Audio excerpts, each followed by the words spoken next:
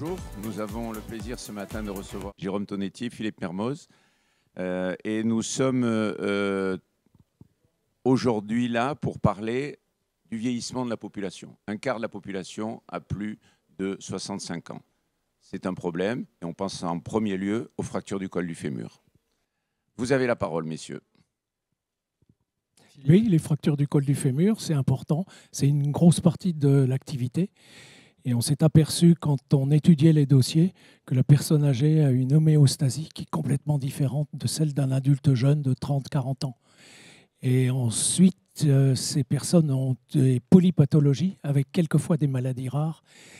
Et ces personnes, en plus, réagissent de façon totalement différente aux médicaments si on compare la réaction des adultes jeunes.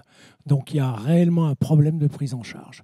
Et ça nous fait évoluer vers d'autres horizons que la traumatologie simple. Alors, Jérôme. En effet, les fractures du col du fémur sont au premier plan. Mais il n'y a pas que ça. Quand on est orthopédiste, on est amené à opérer des gens qui ont plus de 75 ans, 80 ans, et il faut leur mettre des prothèses dans des conditions...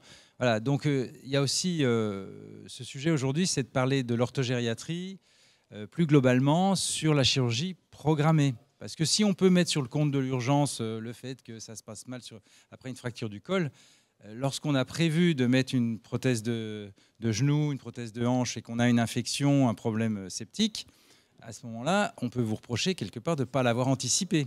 D'où l'apport de cette gériatrie dans l'orthopédie, avec une subspécialité de gériatrie. On a des gériatres qui sont dans la connaissance du périopératoire et qui apprennent notre langage, nous apprenons le leur, et on a besoin d'injecter cette culture en orthopédie.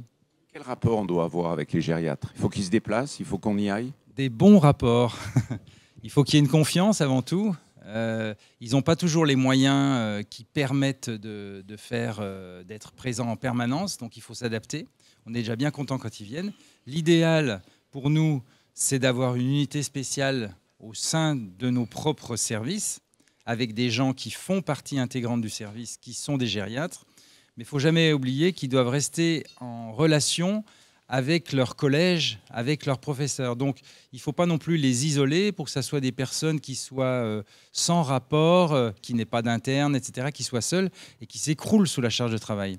Donc, c'est toute la difficulté de la relation aussi de la SOFCOT avec la SFGG, qui doit se rapprocher, créer des protocoles communs et des filières aussi d'apprentissage, voire des carrières universitaires. C'est ce qu'on essaye de faire à Grenoble. On essaye de stimuler la carrière universitaire de jeunes gériatres, mais en relation avec la SFGG. C'est très important d'avoir ce lien. Et qui est-ce qui en bénéficie? C'est nous, bien sûr, mais aussi nos collègues de l'ASFAR. Les anesthésistes, c'est un trio. Il ne faut pas oublier cet aspect de l'anesthésiologie. Bien, j'ai retenu qu'il faut qu'on ait de bons rapports avec nos gériatres, qu'il faut qu'on prenne bien en charge nos patients âgés, à la fois dans le domaine de la traumatologie et de l'orthopédie. Merci beaucoup à tous les deux. Merci.